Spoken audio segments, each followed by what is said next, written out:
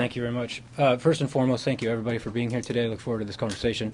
My name is Philip Reiner. I am the Senior Director for South Asia at the National Security Council, as was just introduced. I will begin with just very brief comments, leaving as much time as possible for the Q&A. I think this is the most important piece. I'll get into a little bit in terms of the nature of the visit and the details again, and then turn to my colleague. So as I think all of you are very much aware, the President was very much looking forward to welcoming the Prime Minister here to Washington and to the White House. This was an excellent opportunity for the two of them to, first and foremost, to get to know each other better. This comes at a pivotal time for both of our nations, and so the conversation was very opportune. I think, as you're already aware, the summit kicked off on Monday evening with a small, private, official working dinner in the official residence of the White House in the Blue Room.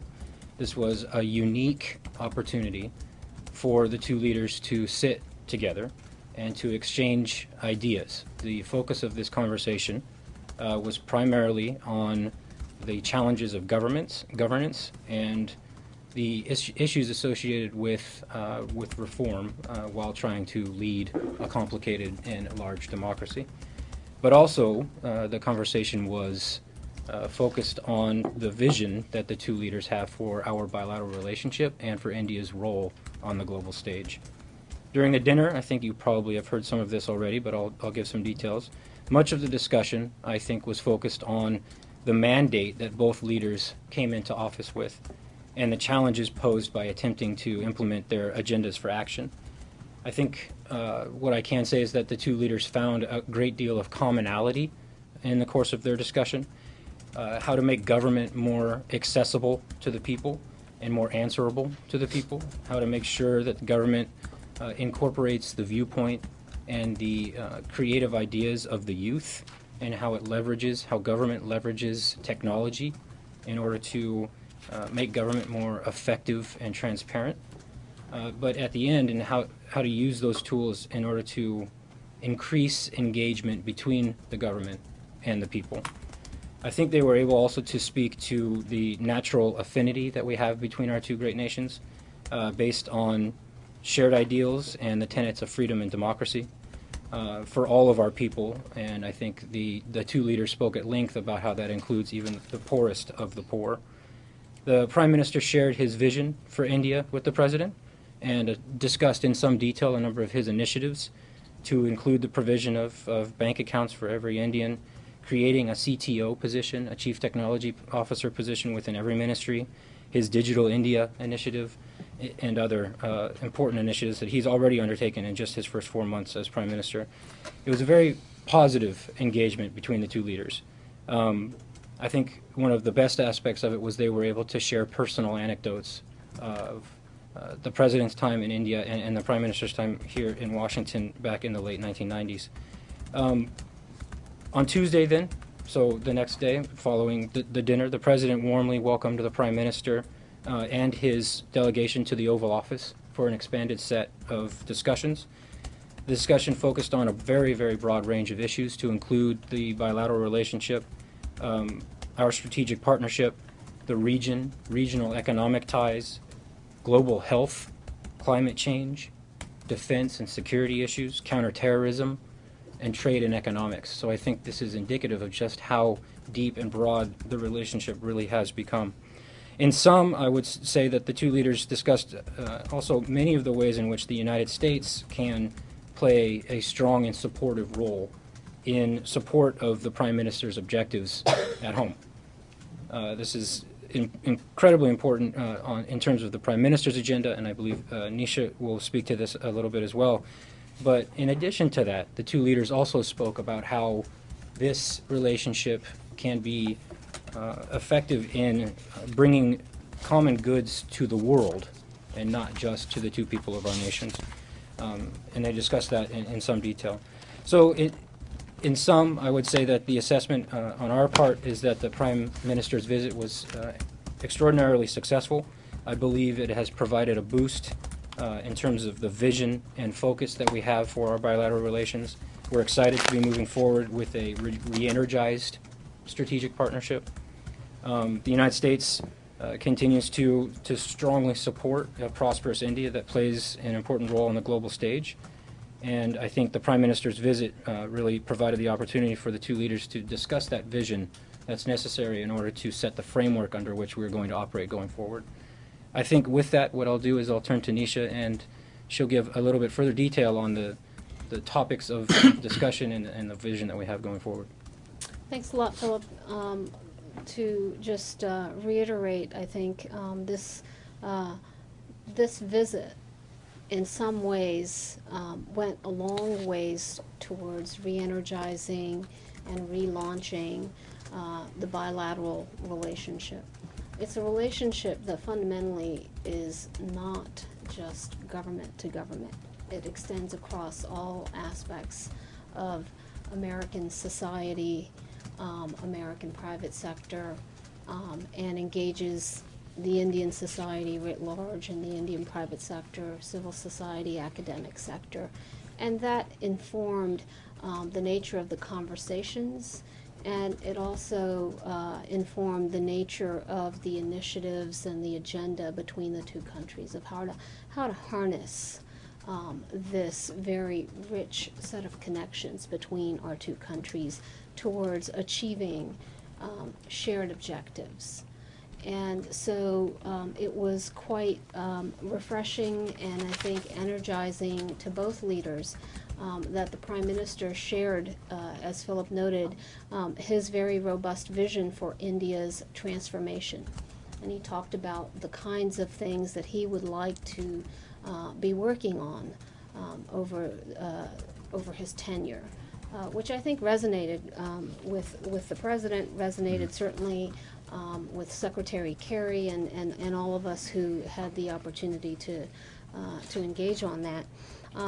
And so in that endeavor, I think we talked about how we can partner to address kind of the sanitation initiative that the Prime Minister has launched, how we can work together on expanding and extending work on clean water. We talked about energy, and the Prime Minister noted that providing access to the 400 million Indians who currently don't have sufficient access to power, to electricity, was one of his top priorities on his economic agenda.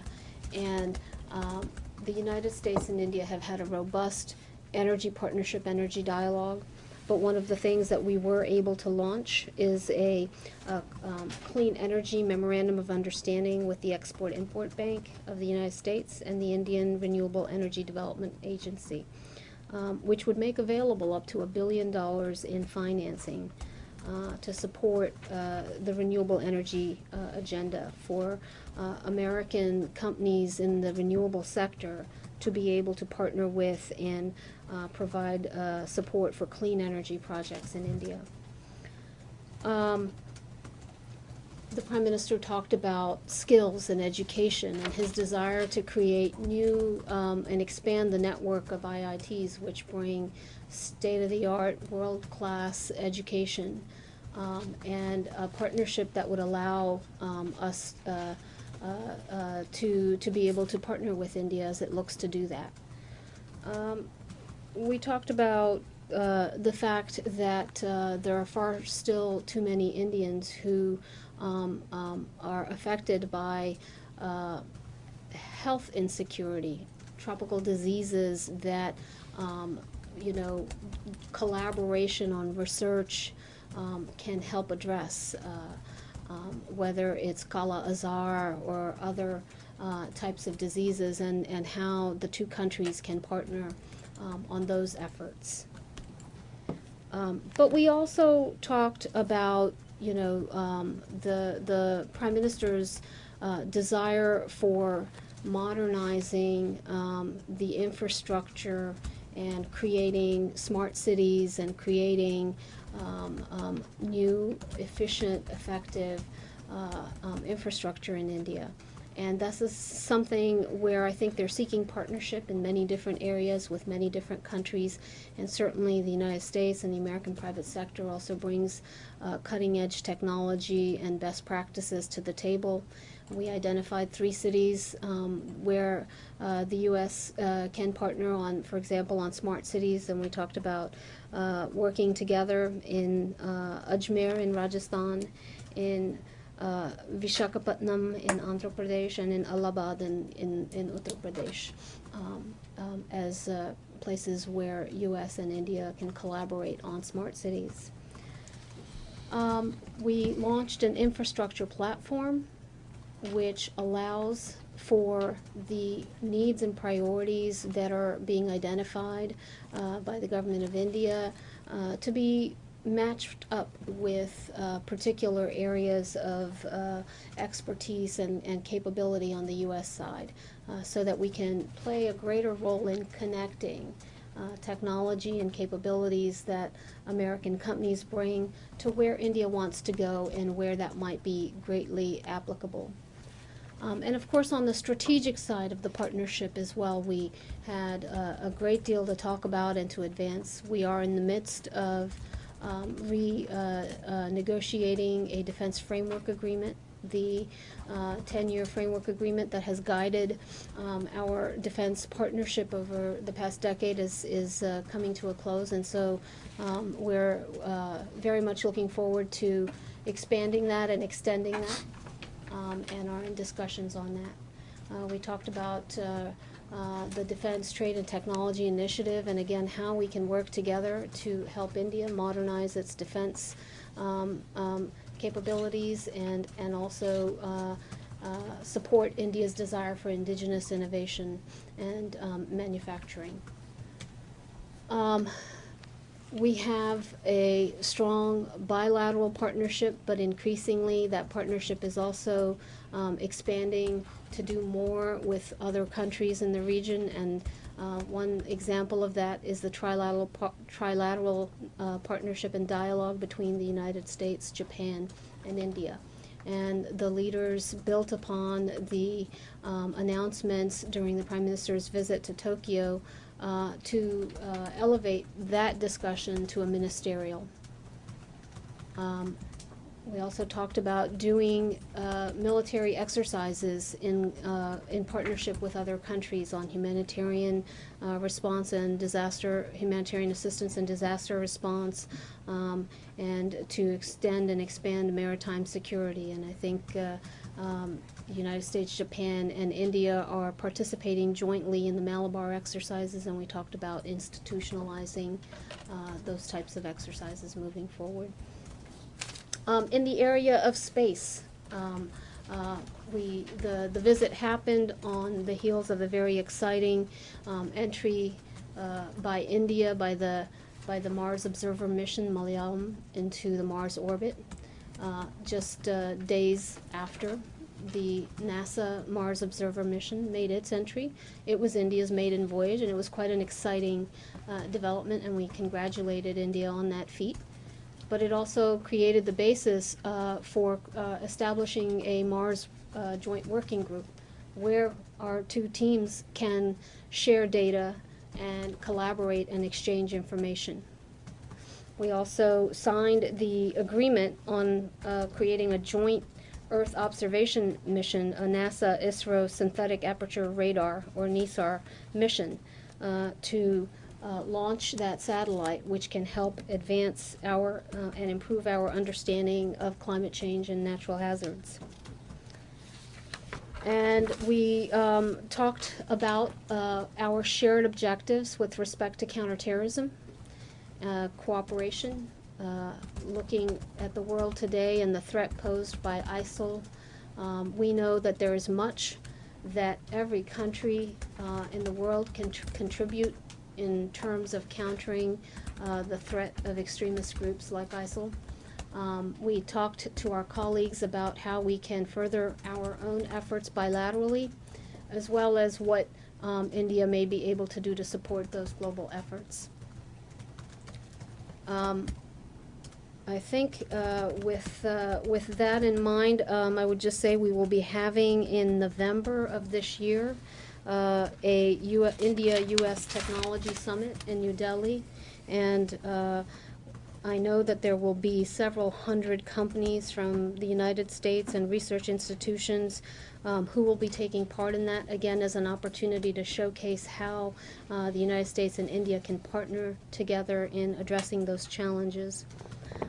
Finally, I would just note in conclusion that the Prime Minister and the President talked about making progress with respect to civil nuclear cooperation and the creation of a contact group that can address the outstanding issues and challenges so that we can make forward progress on that very important opportunity and capture the potential and the promise of nuclear energy and what that could mean for India's energy security. I think with that I would just stop and Philip and I can take any questions that you have, but it's a very, very robust agenda. One final point that I think both leaders discussed, and which is just a critical point, is that the true test is not the launching of these initiatives, but the next 6 months, 12 months, 18 months of implementation, and the desire for both sides to really redouble their efforts at taking what was launched and moving it in the form of concrete actions. And that's what our focus is going to be as we move forward, is on that action plan for how we turn really exciting initiatives into facts on the ground. Great. Nisha? So moving to the question, I'll do my best to call as many, and hopefully all of you. Please do identify yourself by name and outlet before you pose your question. Again, I remind anybody in the back, please do speak loudly so we can make sure we get this transcribed correctly. I'll begin here and then I'll move across the table. This is to Nisha and Phil. Aziz Hanifa with India Abroad, Rediff.com. Understandably, everyone was talking about tangible deliverables, but understandably, there wasn't any signing of a BIT or some tangible progress on the nuke deal, but a contact group was formed, etc. How soon are you all going to hit the ground running in terms of getting movement on the BIT, which a lot of business and industry were hoping would happen? And on climate change, has Prime Minister Modi and the Indian government gone further than any other Indian government has gone, or is sort of the Washington Post report a little bit of hype?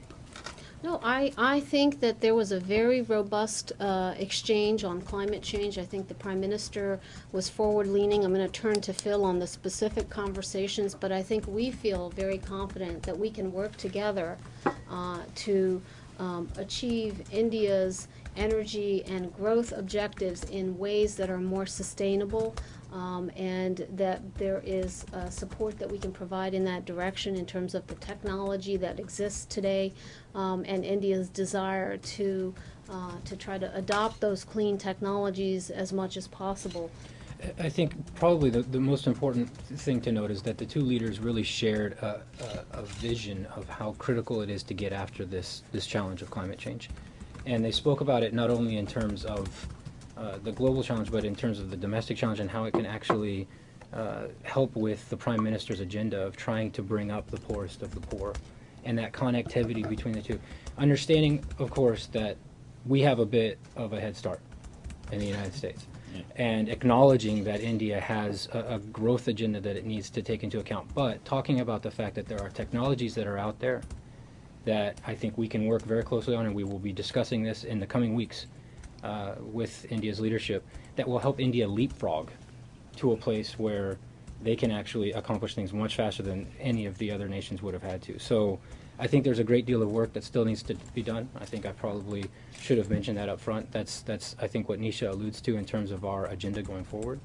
What this does, though, is it, I think, positions us very well in the climate arena, is to get after this so that we have a constructive conversation under the contact group under the Montreal Protocol in November. So this is very near term, but it will be a conversation that continues over time. And hitting the ground running on the nuke deal contact group. Yeah, I think that we've got folks who are firming up travel plans because whether it's on, a trade policy forum to reinvigorate our conversations on trade issues, on issues like the BIT, whether it's on the contact group on civil nuclear cooperation, whether it's on higher education and skills, or energy or counterterrorism, we are lining up a pretty ambitious agenda of engagement over the next, certainly through the end of this year, but also looking into the first half of the next year to move forward on specifically the things that were discussed during this visit. And I think that it's going to be a fairly intensive period of engagement, but one that we are very much looking forward to. Go to the next question. Could you elaborate a little bit about... Identify yourself. Yeah, sorry, Ashish Sen with the Tribune. Could you elaborate a little bit on what the collaboration between India and the US in dismantling and disrupting Pakistan-based terrorist groups is going to look like? What sort of coordination, what would that coordination look like? And also, specifically on the financial networks, while the PM was in Washington, there was an announcement about asset freezes of groups that are based in Pakistan. How effective have these asset freezes been, considering a lot of these leaders don't have assets in the US? First of all, with respect to counterterrorism cooperation, we have a strong and growing collaboration between the United States and India on counterterrorism, on sharing information and intelligence and capabilities to essentially advance our shared objectives of security.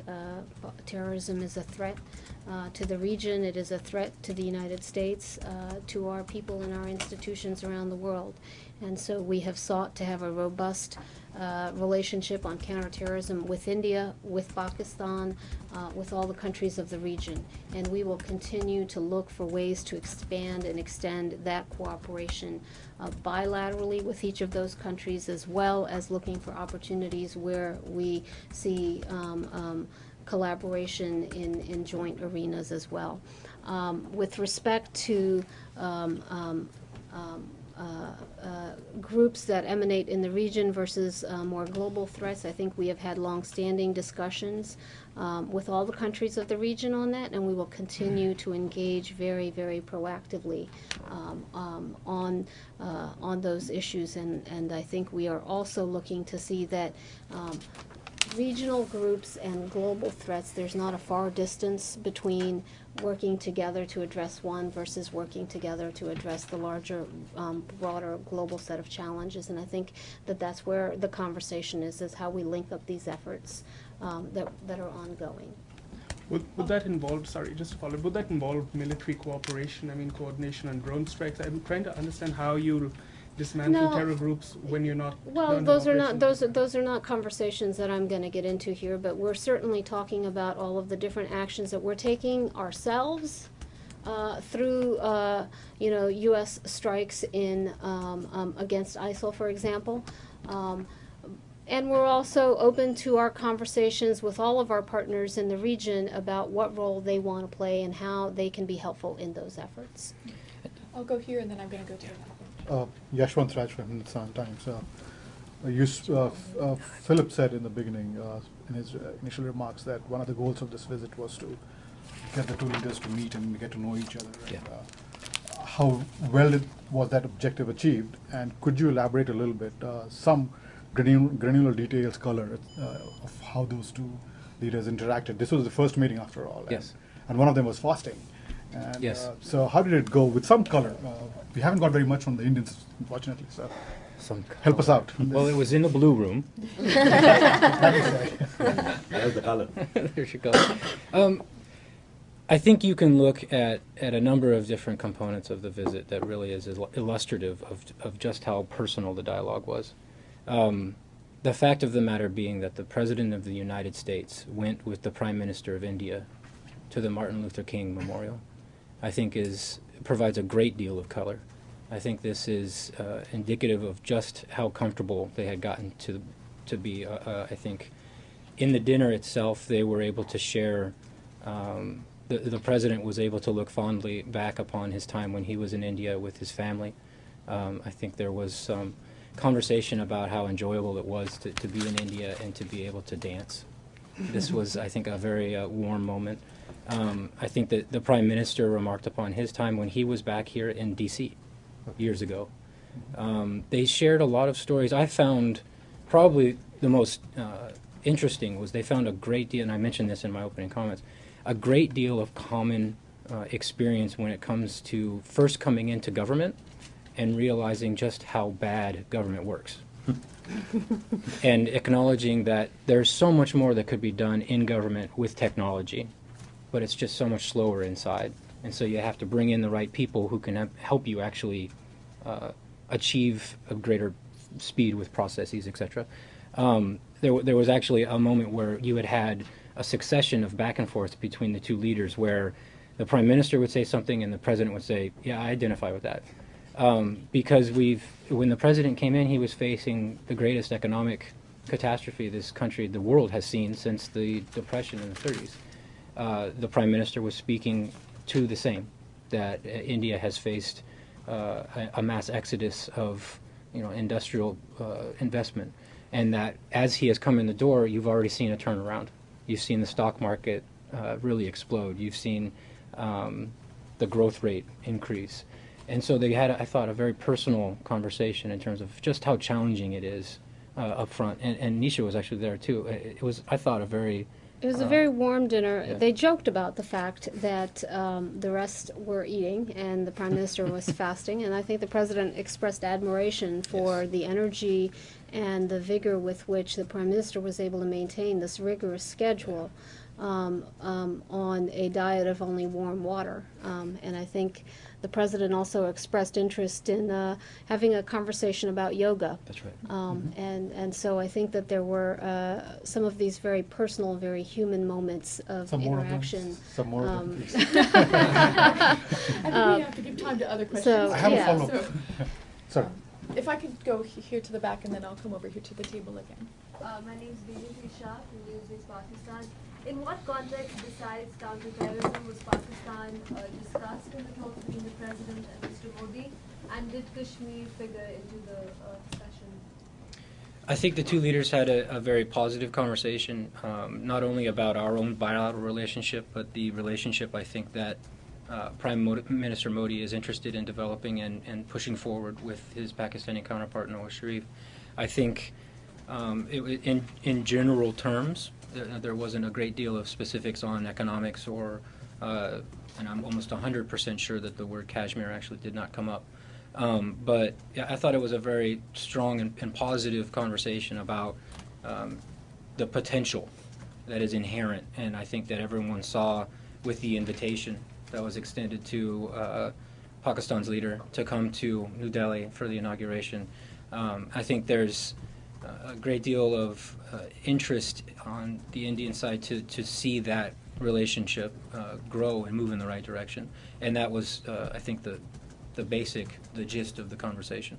The other point I think that was shared across was the desire to support and strengthen democracy across the region. That's right. That democratic societies tend to advance stability, prosperity, and become better neighbors and better partners. And there was a very strong desire to take actions that support and strengthen democratic institutions, including in Pakistan, and valuing Pakistan's democracy as well. Yeah, it was a very positive I'll conversation. go to the question here.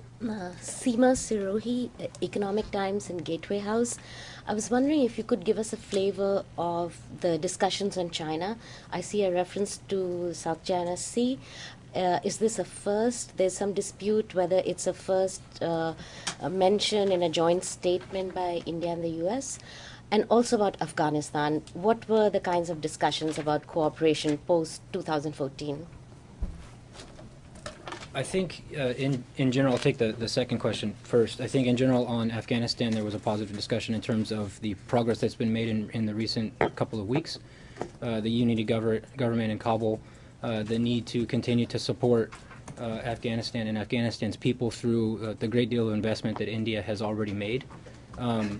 The continued support that the ANSF will see from the United States, and I think our mutual interest in seeing Afghanistan's stability really be the focus. It was a positive conversation. On China, I think really, the way that I would characterize this is there was a discussion about not so much China per se, but in terms of India's perspective and its place regionally. And the Prime Minister spoke a bit about what he saw as a convergence between our two somewhat simultaneous, if you will, foreign policies of a rebalance and the Indian Act East foreign policy. These things they're naturally, I think, conducive to one another and reinforcing. And also our interest in supporting maritime security, open, free trade and commerce, and a rules-based system that allows all countries to grow and meet their aspirations in a balanced way that does not impinge on another country's ability to meet its own economic aspirations. And so I think that those were all good things. We recognize and we encourage a very strong relationship between India and China. We recognize and support strong relationships by India with all of its neighbors and with all of the region. We don't see that as competing with or contrary to our own relationship with India.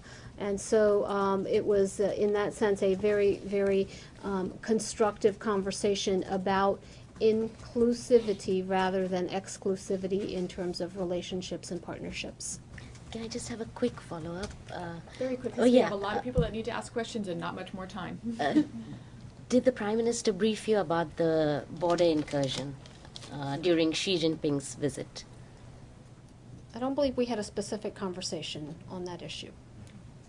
I'll go here and then. Thank you. The Prime Minister brought a number of gifts for the President. Do you know what President thoughts were on the gifts, and what are the gifts the President gave to our Prime Minister? And secondly, at what point?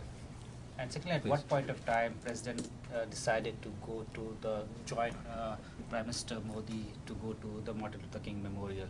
And when did they start writing about the joint op-ed, and how did the conversation took place? So a Can you lot give us- packed That was into like- one that was like question. seven. Lauren. That was like 7 And questions. that's why you sneak in Yes, on follow-up. Well, in terms of, I'll be very candid, in terms of presidential travel, those sorts of decisions are not disclosed openly well in advance of any sort of movement. So when a decision was made to actually go to MLK, that was pretty much close hold.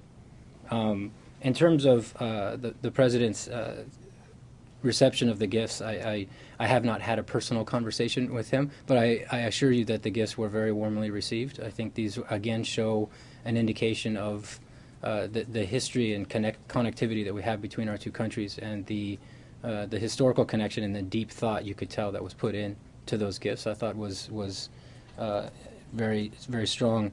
In terms of the gift that we provided, it was, I thought, an incredible one in terms of it pointing again to that history and that connection. Swami Vivekananda's. You're familiar with the nature of the gift? Oh, we are not. Yeah. Oh. Although we don't normally disclose gifts of a personal nature, I Yeah. think that this one was particularly evocative. It's a rare book, over 100 years old, published immediately after the World Congress on Religions. It is an original edition of that book from 1894, and it has in it that lecture by Swami Vivekananda to the Chicago World Congress on Religions. It's like I said, a rare book that we found from, I guess that was 120, 130 years ago. That's right. And that we were able to locate and acquire and gift to the Prime Minister from the President. So. What's the name of the book? That's a good question. I believe it is the compendium of Columbia Expositions. Columbia. yeah. I don't remember the exact title. We can get that for you. Yeah, please, yeah. We'll do a question here and then I'll Huh? come to it. Thank you very much. I'm Harsin, work for Voice of America, border region, Pakistan and Afghanistan. I have 2 quick questions. Number one, if you could elaborate on the United States expecting role from India in Afghanistan. We know that India is playing very active role in the rebuilding in Afghanistan, pledging $2 billion since 2000, the fact sheet says. But in the overall picture, in peace and stability in the post-withdrawal phase. And the second question is the Pakistan Foreign Office today in its briefing said that the U.S. decision to designate three Pakistan-based organizations as terror group is a unilateral move that does not apply to Pakistan. And how do you characterize it? Well, with respect to our expectations of India's role in Afghanistan, India has played a very helpful and supportive and constructive role in supporting Afghanistan's economic development. The Prime Minister pledged to continue in that direction, to continue to provide that support to the new government of Afghanistan, and we welcome and value that, and we'll look forward to discussing what additional support India can continue to provide in that arena. I think that we will have close consultations with India, as we do with all of the neighbors of Afghanistan, with respect to how countries in the region can support the stability and the security and the prosperity of Afghanistan, because it is in the interest of all of the countries in the region. With respect to the other issue, since neither Philip nor I are responsible for the bilateral relationship with Pakistan, that is the purview of the Special Representative for Afghanistan and Pakistan, Ambassador Dan Feldman in the State Department, and Jeff Eggers is the Senior Director in the White House. I would refer that question for them to respond to. I'm not going to comment on that. Go here, then I'll. Thank you for holding this. On the potential. Please identify Oh, your I'm name. Ching Yi Chen with Shanghai Media Group. On the potential trilateral foreign minister dialogue among U.S., India, and Japan, I'd like to know why the U.S. and India would invite Japan instead of other country. I mean, India and Japan are China's neighbor, to expand the diplomatic ties. And would these diplomatic ties expand to become a military partnership? You know, the trilateral relationship between India and Japan, one, is not to be at the exclusion of any other relationships and partnerships in the region. And two, it has its roots on the desire to support economic connectivity across the South Asia and Southeast Asia landscape. And as you see the transition, the political transition in Myanmar, it has created a new opening and an opportunity to strengthen that connectivity that allows trade to go, north, south, east, and west. And so the trilateral conversations, which I've been able to participate in 3 so far, have focused on how to do that, how to support trade and economic connectivity across the region. There are also discussions about how to strengthen humanitarian assistance and disaster response across the region. There's a great deal of capacity in India. There's a great deal of capacity in Japan. Asia is one of the most disaster-prone regions of the world. Over 60% of hydrometeorological disasters that require international assistance occur in the Asia-Pacific region. And so another area of discussion has been on creating capabilities and synergies on disaster response. There's also a very deep interest in strengthening maritime cooperation, maritime security, and India is playing an increasing role in providing that as we look at anti-piracy initiatives and ways to create safe transportation routes and lanes for commerce to be able to take place. And so those have been the nature of the conversations. Like I said, I think this is an important trilateral, but I don't think it comes at the exclusion of other strong, important relationships in the region. Would the U.S. consider the trilateral military partnership? We are currently doing joint military exercises with India and with Japan. A lot of the countries of the region, including China, have participated in the RIMPAC exercises. Again, we see these areas not as being exclusive or exclusionary, but we think that the more that we're able to partner with and work with the militaries of the region, create understanding and capabilities of how we can work together, both in terms of responding to crises when they happen, but also in terms of, creating shared understandings. I know that we have mill-to-mill conversations in our relationship with China, and we certainly do with many of the other countries of the region. And again, I think that these are conversations that we want to have across the broad expanse of all of our relationships. Those exercises really offer the opportunity to enhance transparency and interoperability. So when crises hit, we're ready, and so that we're all on the same page. Just to reinforce what Nisha was saying, it's a very positive thing. Our briefers have covered a lot of ground and provided some very good answers. I think we only have time for one more question. So at this point, I had said I would go over here. If we did not get to your question, we'll do our best to get you some information afterwards, but I'm going to go with the question. Hi, Nisha. Narayan Lakshman of The Hindu. On the eve of this bilateral summit, 11 congressmen wrote a letter to President Obama asking for him to discuss religious freedoms and the protection of minority rights in that regard in India. Do you know if the president interjected that into their discussion? And if so, what was the substance of that conversation? What I would say, and I'll turn to Philip in a moment, but what I would say is that the two leaders talked about their desire to support inclusive, an inclusive growth agenda that provides opportunity for all Indians. I think that is something that speaks to the ideals and the values of both countries, of both peoples, and certainly of both leaders. And so it's on that basis that we approach this, and I think it's on that basis that we want to move forward. I think it is that inclusive vision that the Prime Minister has spoken very compellingly of, both during his campaign, but most specifically since he has come into office, that has resonated very strongly in the United States, and one that the President, that Secretary Kerry during his trip to India spoke to, and I think we look forward to partnering together in advancing that vision. Right, but that relates to the economic agenda. You said growth in the beginning. I meant religious freedoms.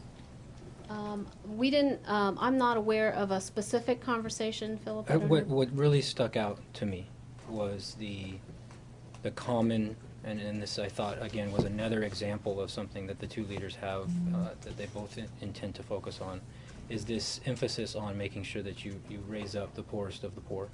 And I know that you want to talk about religious freedom.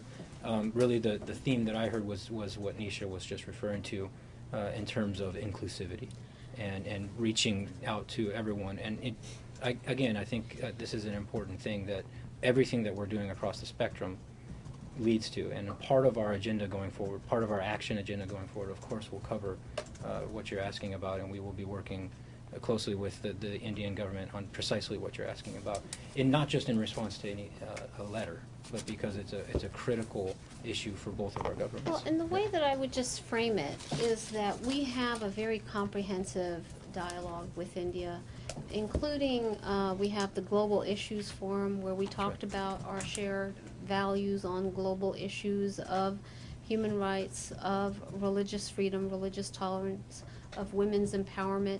We have a women's empowerment dialogue between our two countries. These are opportunities for us to share best practices, to share lessons learned. These are works in progress in both countries. And these are opportunities for us to advance understanding. And we take it in that spirit. We take it in the spirit of conversation, to be able to share experiences and to advance understanding, and to be able to reinforce with each other the values that bring us together as societies.